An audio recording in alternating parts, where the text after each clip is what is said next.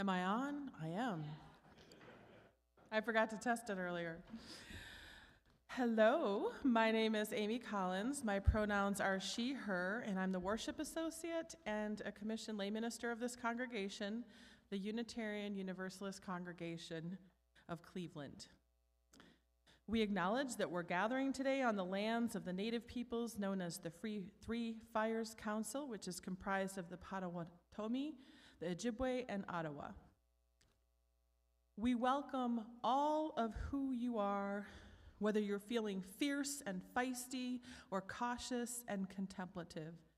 We are here in all of our brokenness and with our limitless potential.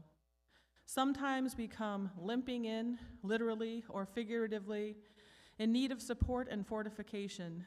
And sometimes we come overflowing with gratitude and connected to the love and abundance in our lives, ready to lift up those around us. We don't ask you to check any of that or any aspect of who you are at the door. We ask you to come with your storied lives, your willing hearts and open minds, and to be in community with us. Come in person, join us online live, or whenever you need us or want a little inspiration by visiting our archive services on YouTube and Facebook. As Unitarian Universalists, we're a pluralist faith grounded in love, committed to justice, and sharing a collective spiritual journey that looks different to each of us. We're happy to have you join us whether you celebrate the earth, the goddess, love Jesus, follow the teachings of the Buddha, or find your inspiration and comfort from the reliability of science or humanist teachings. If you're new to us and interested in more information about who we are, fill out one of the guest cards in the pew rack in front of you, place it in the offering plate when it comes around later in the service. Then you'll receive our email newsletter, and you can let us know if you want us to reach out to you and answer any questions you might have about our congregation. You can also go to our website, uucleveland.org. We're about to enter into sacred space, so please take a moment to silence your phones or other electronics that beep if you have not done so up until this point. Abs Burkle is going to light our chalice this morning. They are very involved in our music at the congregation. Basically, if you don't know who Abs is, you're just not cool. So she's been around. She's been making music. She's been bringing her awesome energy to our congregation for a long time. Please join me in the chalice lighting words that are on the yellow cards. We cultivate trust with one another by celebrating differences, honoring boundaries, and offering compassion and care. We listen to each other deeply with curiosity and wonder. We speak for ourselves without need to defend ourselves or persuade each other. We create safe and brave space for healthy conflict, creativity, and fun. We reconcile through forgiving and making amends when we hurt one another.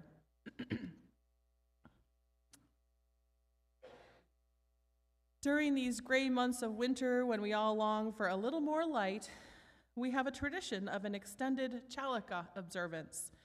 We light candles each week to recognize the light that our principles or values shed in the world. We hope that you're able to spend a little time with this spiritual practice in your home, and we'll also lift up a principle in each Sunday service through the end of February. This first Sunday of Chalica, we're reminded of our first principle, that we covenant to affirm and promote the inherent worth and dignity of each person. This principle appears in the proposed revision we're exploring this year in the value of pluralism, which celebrates that we are all sacred beings diverse in culture, experience, and theology, and the value of equity, which declares that every person has the right to flourish with inherent dignity and worthiness.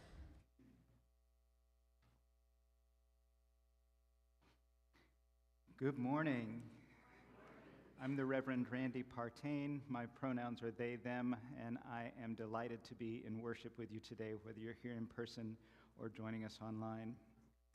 A lot of times we wonder about why we light a chalice at the beginning of our worship services to create sacred space.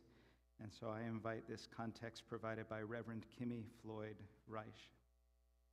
We light the flame of commitment to stand with and work to create change until all know they are beloved. We light the flame of survival, grateful for our lives, remembering in love those lost along the road. We light the flame of change, committing to recenter toward love in our hearts, in our minds, in our world. We light the flame of hope, loving each other, building community even when it is uncomfortable. We light the flame of knowledge, following the path of justice, justice that is love embodied. We light this flame of radical love to speak out for those who have been silenced, those who have been rejected for who they love, those who have been persecuted for who they are, those who have been bullied for daring to be bold, those who have been othered and forced into the margins, those who have been lonely, those who have been hurt, those who are still hurting. We light this flame and pledge that in love, with love, and through love, all things are possible.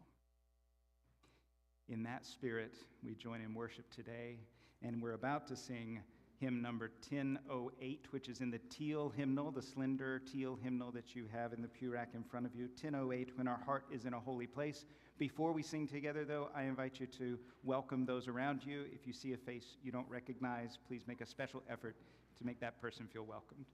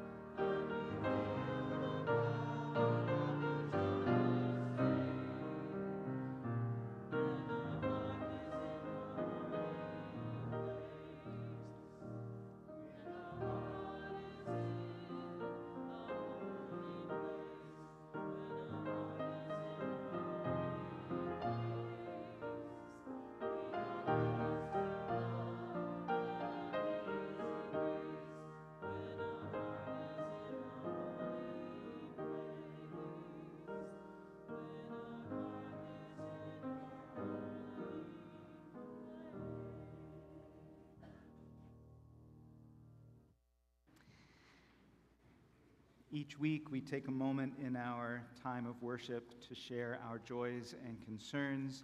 If you're joining us online today, I invite you to put any joys or concerns you'd like the congregation to know about in the comments.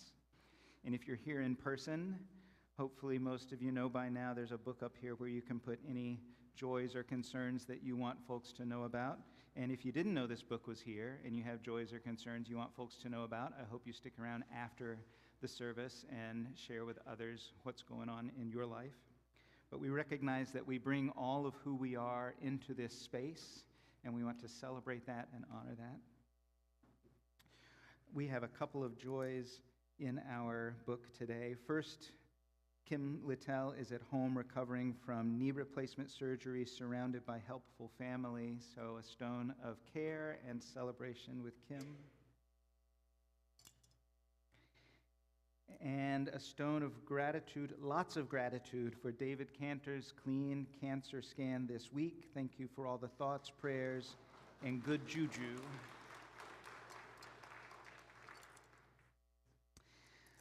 Special stone of gratitude for Veranda Lanai for being here, both for our forums this morning and for a special story time after worship today. And a stone of gratitude to all of those congregants who have helped to create a safe and welcoming space today. What else would you like to acknowledge that you carry with you? I invite you to come forward and place a stone in the water for any joys or concerns you'd like to acknowledge this morning.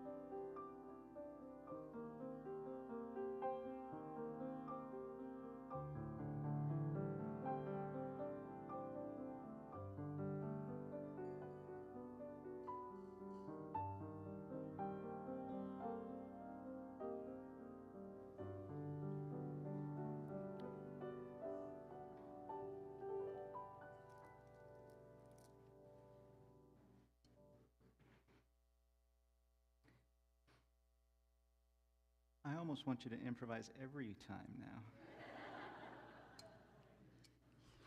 We place a stone for those joys and concerns shared online today. And we acknowledge that each of these stones is a story that someone carries with them. By placing them in this water, they become our stories. So may we hold them and honor them with the hopes that our stories of burdens might be lessened and our stories of joy might be magnified in the sharing.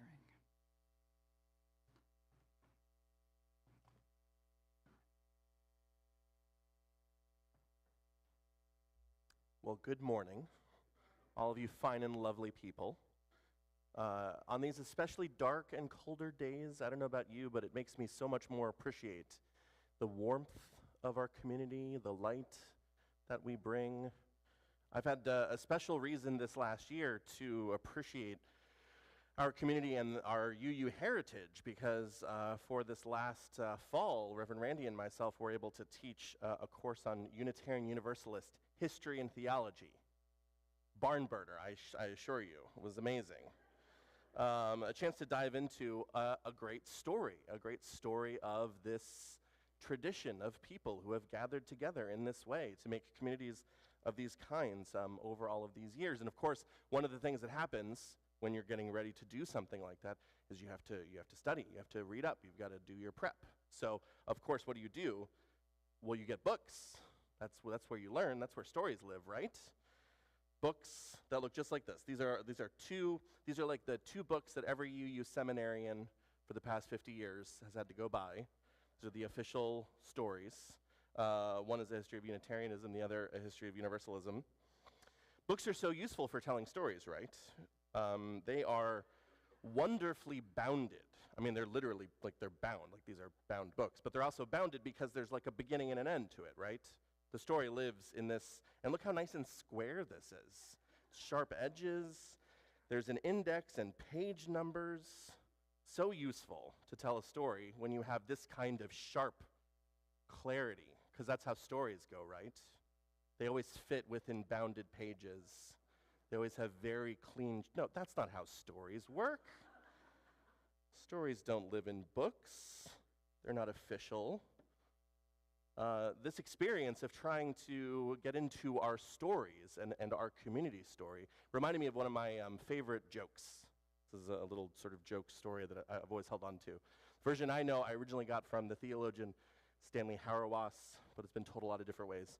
So the idea is that there's a guy who is going to visit his friend in his friend's hometown. So he's there in his friend's sort of spot. They're kind of hanging out and they're doing their thing, and his friend invites him to, like, the neighborhood bar. Like, they're going to go to the place where everybody sort of hangs out. And he gets in there and it's bizarrely quiet. People aren't really talking that much, but they're sort of getting drinks and sort of milling around. And then out of nowhere, someone just says, 26, and then everyone just bursts into laughter. And the guy who's visiting is, like, really confused, and somebody else says, 34, and everyone goes, oh, yeah. And the guy leans to his friend and says, what on earth is happening right now? And he explains, he says, well, everyone's been from here their whole lives. So we've all told these stories and these jokes so many times, it doesn't make sense for us to just tell them again, so we just gave them numbers. And then we just say the number, and everyone knows what that is. And the guy who's visiting says, that's amazing. It's like, can I try? And he's like, sure, why not? I mean, you can, give it a try. So the guy takes a second, he sort of prepares himself, and he says, 17. And it's silent. And the guy says, is 17 a bad story? Well, like, what story did I just tell? I don't understand. Why? He's like, no, actually, it's a great joke. It's a hilarious joke, in fact. But you didn't tell it very well.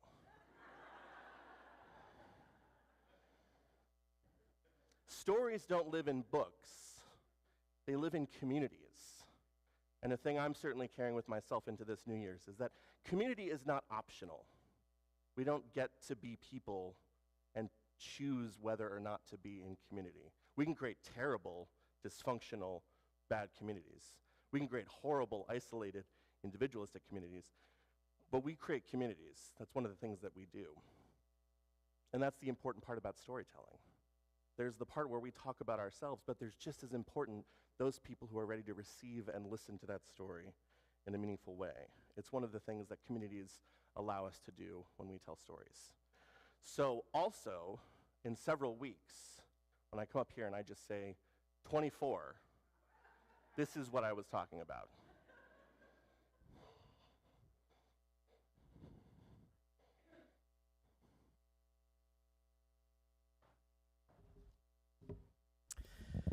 Near West Theater provides accessible, affordable, and transformational theater arts experiences. What I appreciate is their commitment to building community in a safe space. They, quote, leverage the collaborative process of theater to bring people from all walks of life together. These individuals represent every age, race, gender identity, income level, political persuasion, religion, and a wide spectrum of abilities. By exploring the themes of our shows and understanding their meaning, we create understanding, opening hearts and minds to the world around us. That felt very simpatico with our own important things. We chose them as the recipient for today's offering because of their financial sponsorship of the Drag Story Hour, and today's collection is targeted to that program. Please give generously within your means to support this important mission. You can do so by either putting something into the plate when it comes around, or by using our Cash App handle $UUCC44122. Thanks in advance.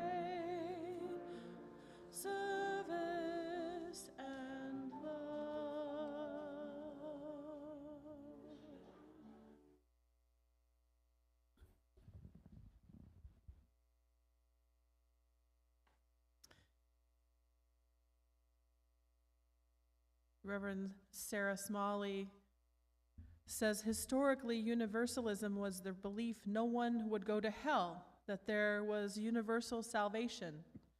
Love was that powerful, more powerful than death. This freed our universalist ancestors to stop worrying about the afterlife and instead work to bring heaven to earth. It was up to us to replicate the eternal fractal of the afterlife on earth. There's a great story about Hosea Ballou, a major theologian of the early 19th century Universalism. He was traveling through the New Hampshire hills with a Baptist preacher, and they were arguing theology as they traveled. At one point, the Baptist looked over and said, "Brother Ballou, if I were a Universalist and feared not the fires of hell, I would hit you over the head, steal your horse and saddle, and ride away, and I'd still go to heaven."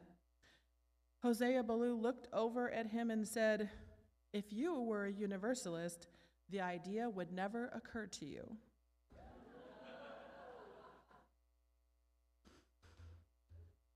The idea would never occur to you if you believed to your very core that all were loved, all were worthy, and it would never occur to you to hurt another.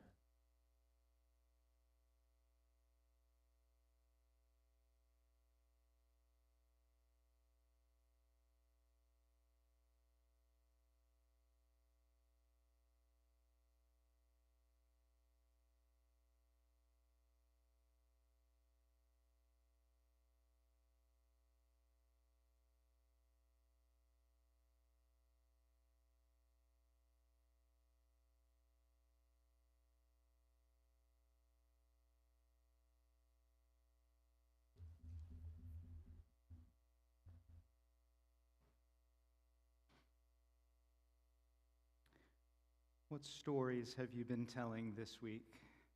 What stories about other people have you been telling this week? You may think you haven't really told a lot of stories about other people. We have enough stories of our own, right? And every time we say things like, all they're trying to do is, what they really want is, I know what they're thinking. We start telling stories about other people. And they feel true to us a lot of times when we tell other people's stories, when we decide what other people are thinking, what other people want, what other people are trying to do, who other people are at the core of their being. It often feels true to us. But maybe some of those stories are not ours to tell. And at the risk of perpetuating a no true universalist fallacy, Maybe Hosea Ballou didn't go far enough in his thinking that a true universalist would never think of causing harm to another person. We're considering this revised way of expressing our Unitarian Universalist principles and values. And throughout this year, we're looking at a way of saying things differently. Not necessarily saying different things, but a way of saying things differently. And we're placing liberating love at the center of those values. Maybe saying that all of those values flow from liberating love.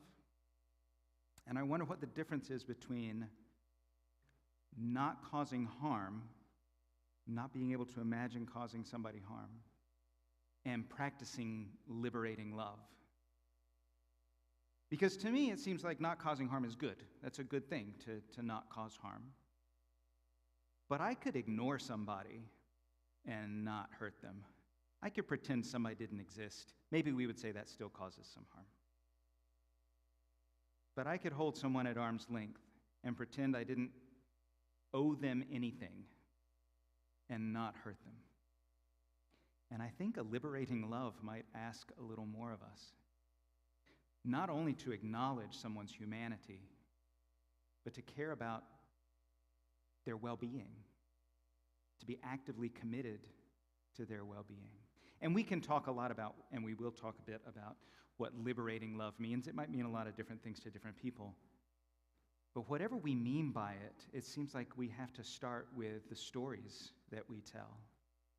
Because so many of the stories that we tell about other people are dehumanizing stories. I'm not going to ask you to share what stories you've told about other people this week, but I remember long, long ago when I was living in Florida, I was riding with a relative, and there was a person at one of the corners where we stopped at a stoplight panhandling. There was a person there asking for money, and this relative of mine said, don't ever give them anything. If they wanted money, they could go get a real job. They just don't want to work. That's why they're out here begging. They just don't want to work. Quite a story. But wrapped up in that story is another story that we hear a lot, and maybe we've told it a lot, or some version of it. You know, America is a land of opportunity. That's a story that I think we've heard a lot. And if somebody doesn't succeed, it's their own fault. We hear the story, maybe we've told the story, that anybody who works hard can thrive. Anybody who works hard can have the American dream. And so, if somebody is not thriving, they're lazy, or they're unwilling to work hard, they're irresponsible. We don't say that part of the story, but we get to draw those conclusions from those stories that we tell. Those things we accept as just givens, unquestionable, true. And when I tell that story, I think about another story. Back, I was living in Houston in 2015. There was a city ordinance that was being proposed, and it was going to provide far-reaching access for lots and lots of people in marginalized communities. And it was really broad. It was like veterans, people with mobility challenges, pregnant women. You know, they were trying to make sure that people were cared for in all of the ways that the city provided access to places. And included in that was trans people being able to go to a public restroom that was appropriate for them. And that's the little piece of the ordinance that really got people anxious. And so there was this campaign to stop this city ordinance from going through because people were afraid of trans people going to a public restroom. And the messaging was, we can't let men disguise themselves and go into women's restrooms and hurt our wives and daughters. That's what's going to happen, right? And there were even Unitarian Universalist congregants who said, I don't know about this ordinance. I would be afraid of a man coming into a public restroom and hurting me and being able to get away with it. Well, the ordinance did not say you could go into a public restroom. Anybody could go into a public restroom and hurt another human being and get away with it. But this messaging, this story about men are going to come into a very vulnerable place and hurt our, quote unquote, wives and daughters. Who is the our in that sentence? Obviously, the men who need to protect their women. There are so many stories in that. Women need to be protected, right?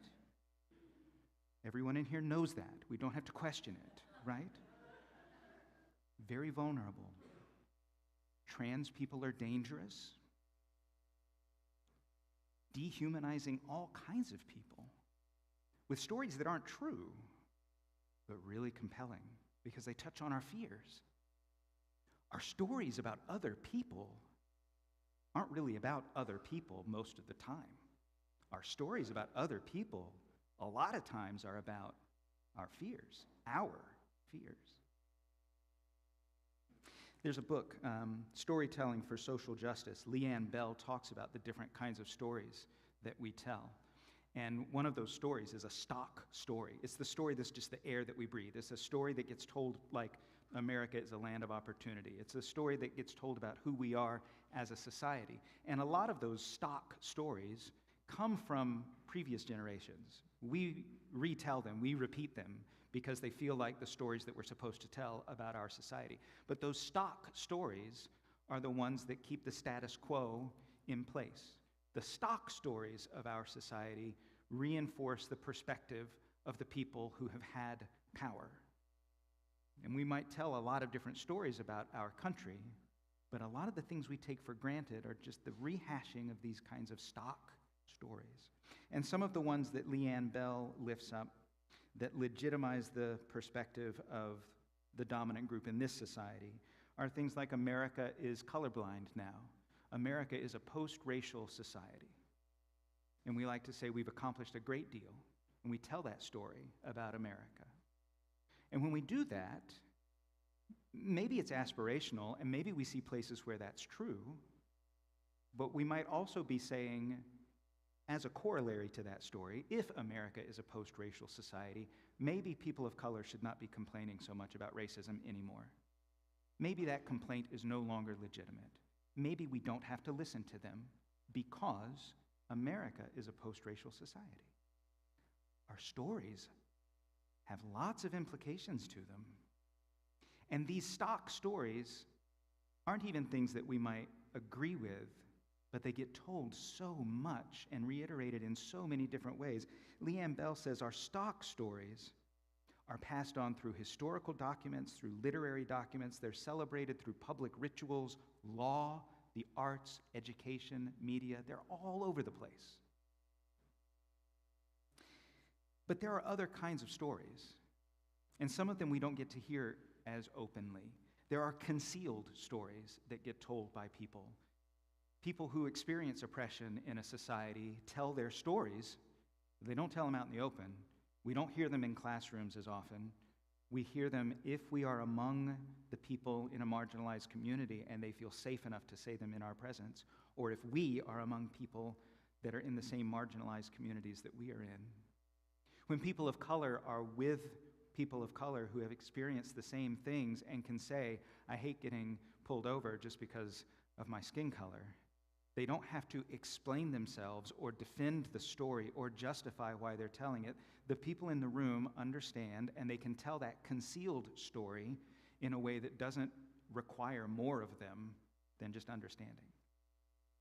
When you go to the LGBT center as a person within the LGBT community and you tell a concealed story about oppression that you have experienced, you don't have to explain yourself.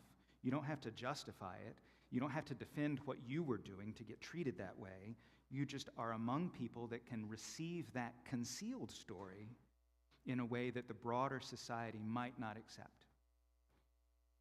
We push back sometimes against concealed stories. And so people don't tell them as openly. People in marginalized communities find safer spaces.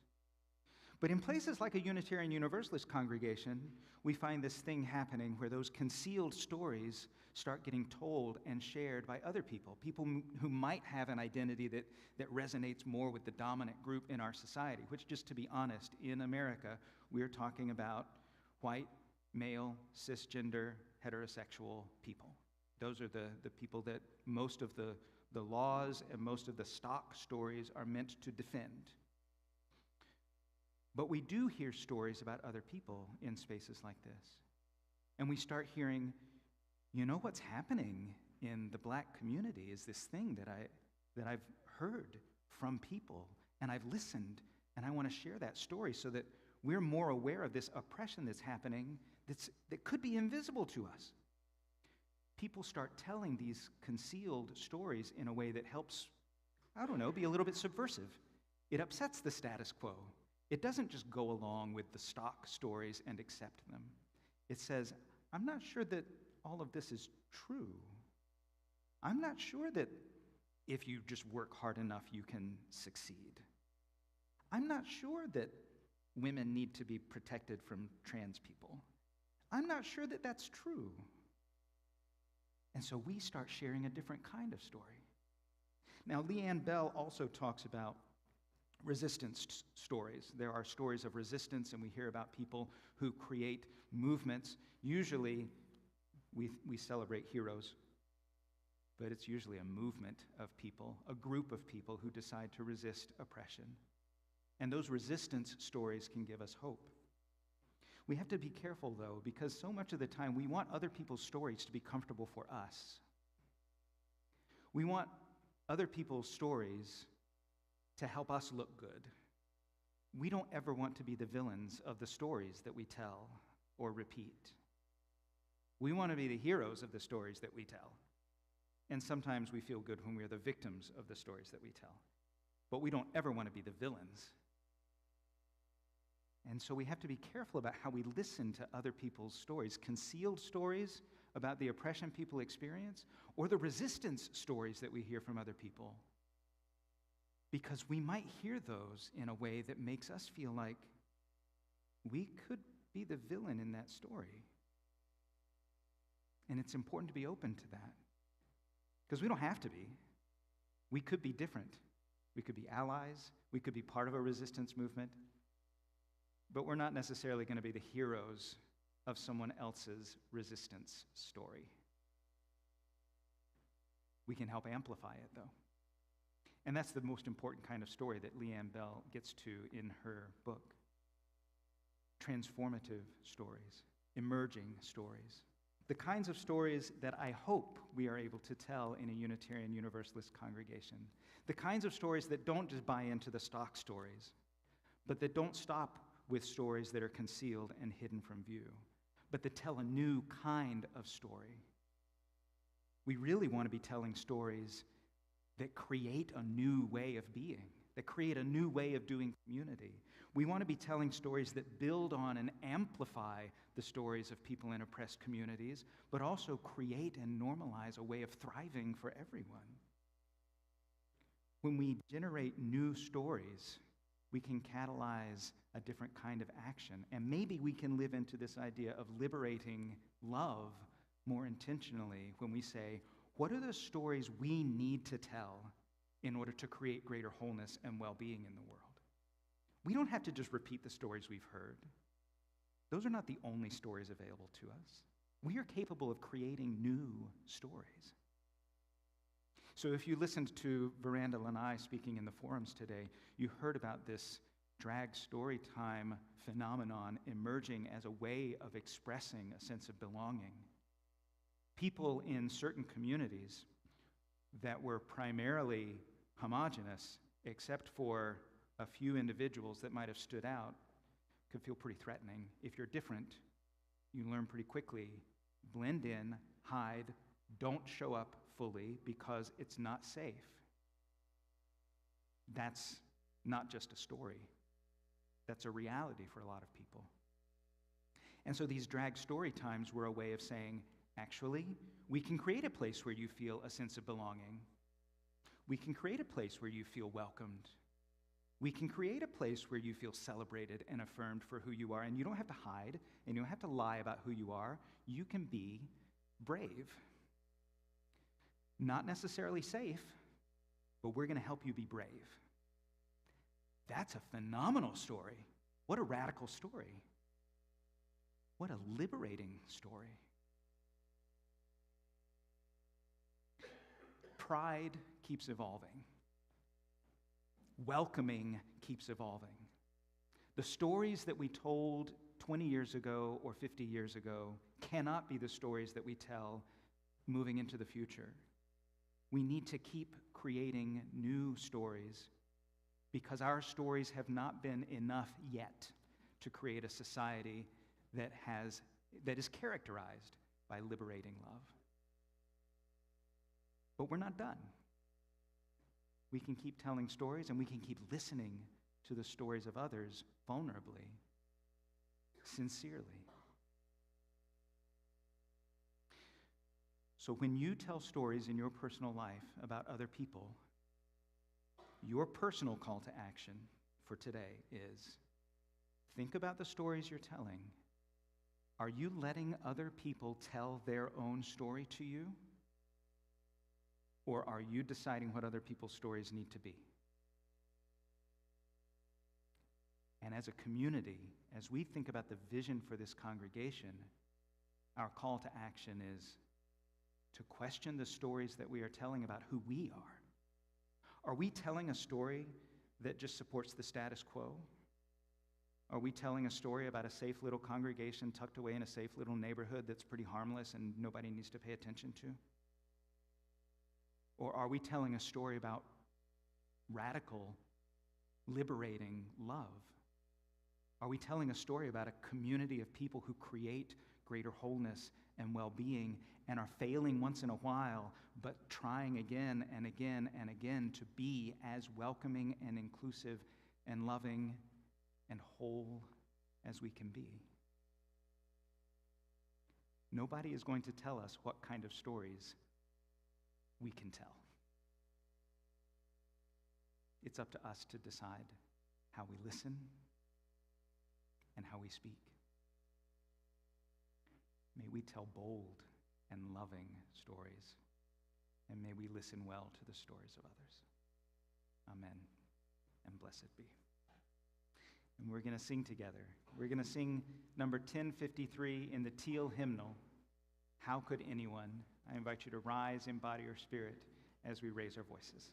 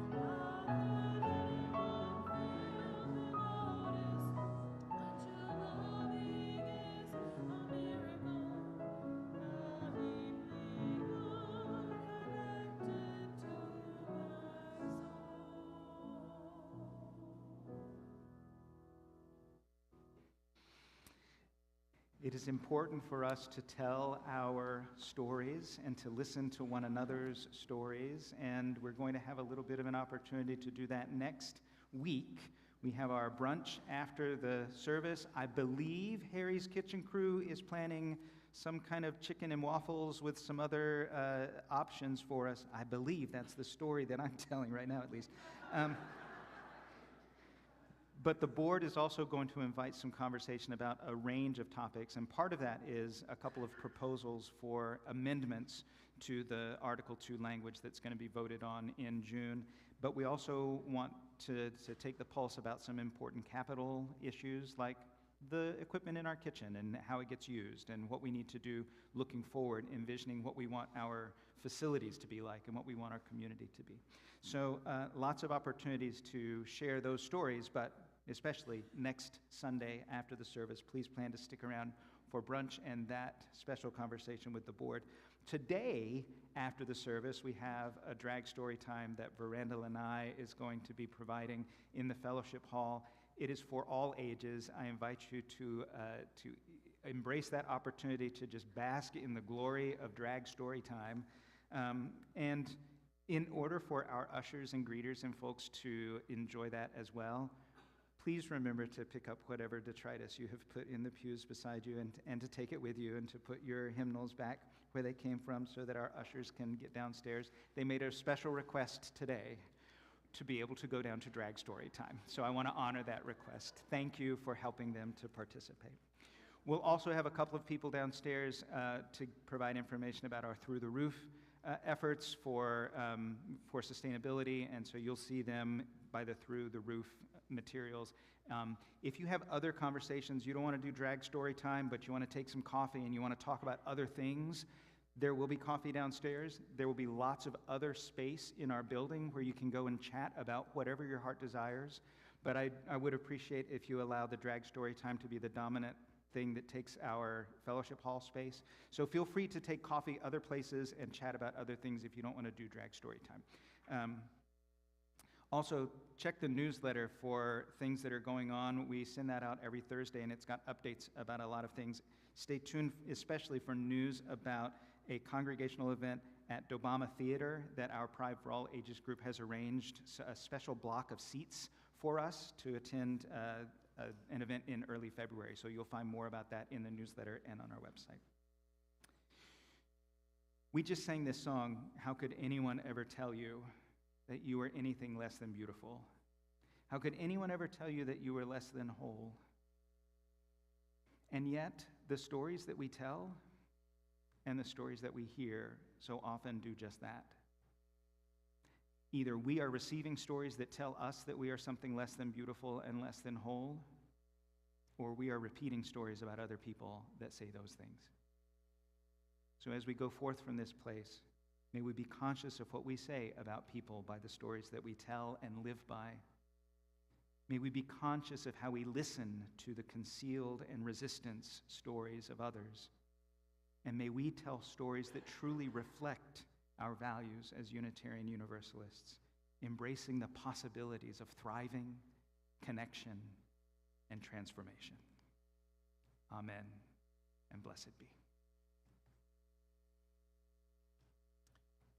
Please join in our chalice extinguishing words found on your yellow card. We extinguish this flame, but not the light of truth, the warmth of community, or the fire of commitment. These we carry in our hearts until we are together again.